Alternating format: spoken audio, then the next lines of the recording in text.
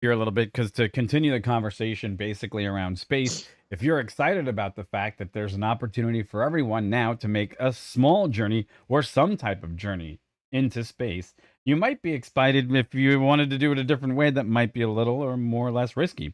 And that's where Worldview Space comes into play. These guys are a new player in the space tourism industry, basically taking on the role of not being the rocket launchers, but the balloon floaters. So if we all remember, not too many years ago, there was a guy that jumped out of a balloon from very, very high up to prove that it was a survivable event.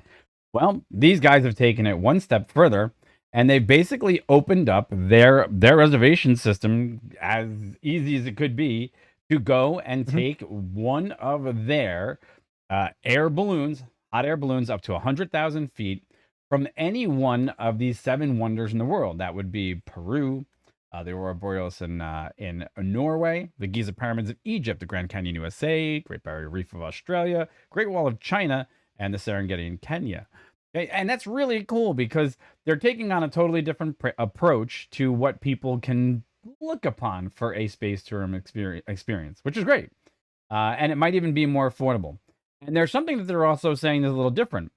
This tour that they're offering is actually 6 to 12 hours. Now, the other difference is you will not become weightless because it's a little different.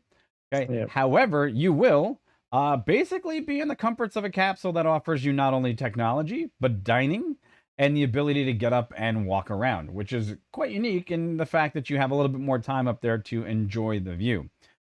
I'm kind of intrigued, and we're gonna talk about this a little bit more, but right off the bat, you also we were just before we came on the show, we were doing a little bit more receipt like stuff on this, and there's a $50,000 ask price to do this and only a $500 deposit, which is awesome.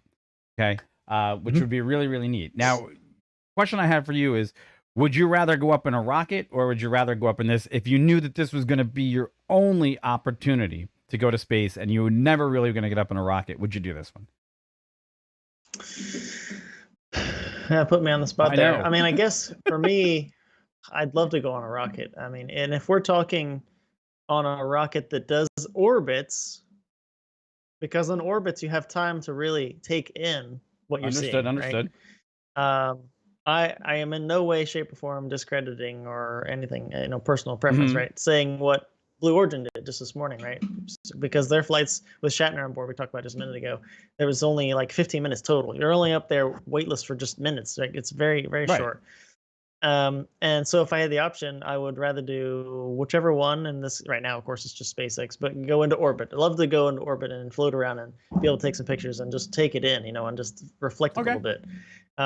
If I didn't have any other option, if I didn't have that option, rather, it was Blue Origin or a short flight such as that was no orbit, or the balloon. I might take the balloon. I got to tell you, it's worth just again apples to oranges here, right? The balloon says it only goes over 100,000 feet. Where's the actual? Where's the actual altitude? They said just about 100,000 feet, and it's over 100,000. And they're saying it's T plus 2 hours to get to that altitude, and then you spend roughly 9 hours at that altitude and 1 hour coming down. Yeah. So in their flight profile, that's pretty appealing, and the price tag's a lot better. I would have to think about that. Yeah, I probably would think about the balloon just off the cuff. Probably the balloon more, just because you get more time to really take it in. You are going to go roughly 3 times less altitude than Blue or Space, depending on which way you're going, because 100,000 or so versus the 300 plus that the Blue Origin guys and everybody else is doing above Kármán line, 328 and above. So you're no way even close really to the Kármán line. But I mean, yeah. So they're saying that. I don't know, man. What about you? Well, they're saying most of these go between 100,000 and 105,000 feet above the Earth's surface.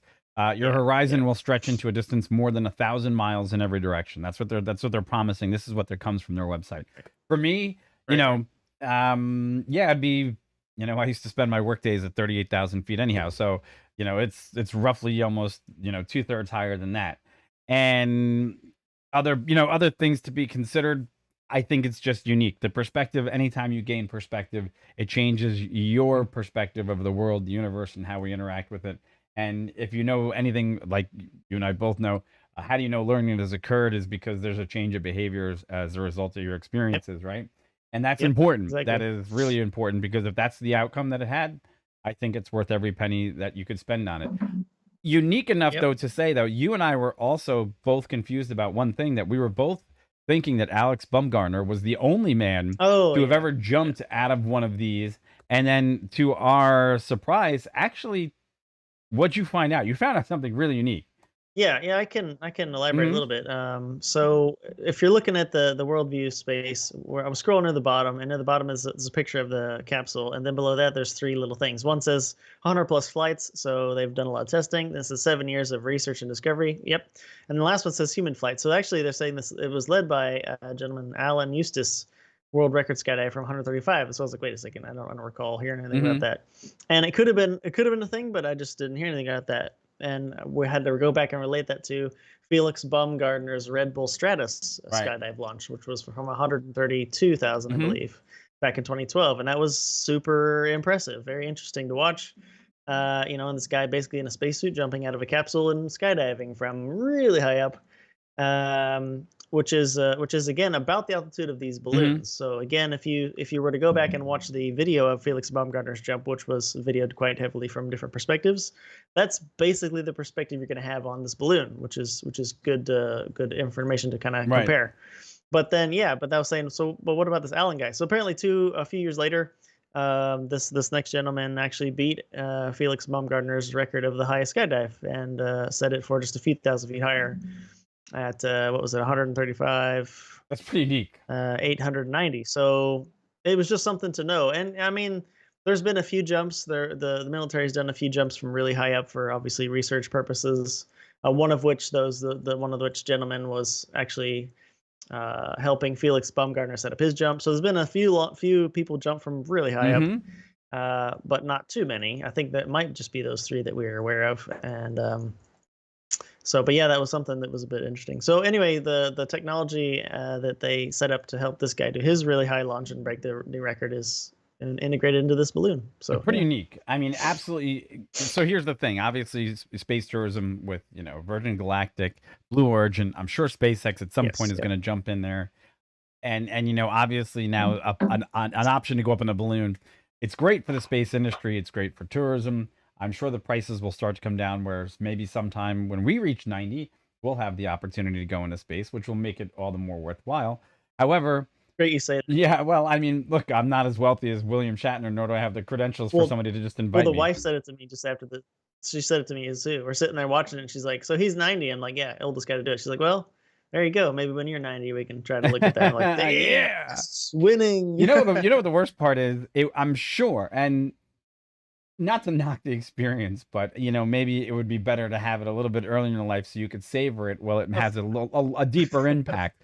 But for someone that has Yes. probably enjoyed a good life and again with the ups and downs, so on and so forth, I would love the experience sooner rather than later because why not?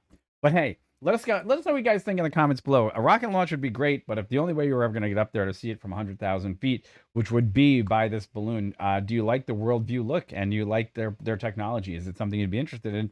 And is it entertaining to think about being up there for 7 hours, or 9 hours actually, having a great meal and getting up to walk around and look around?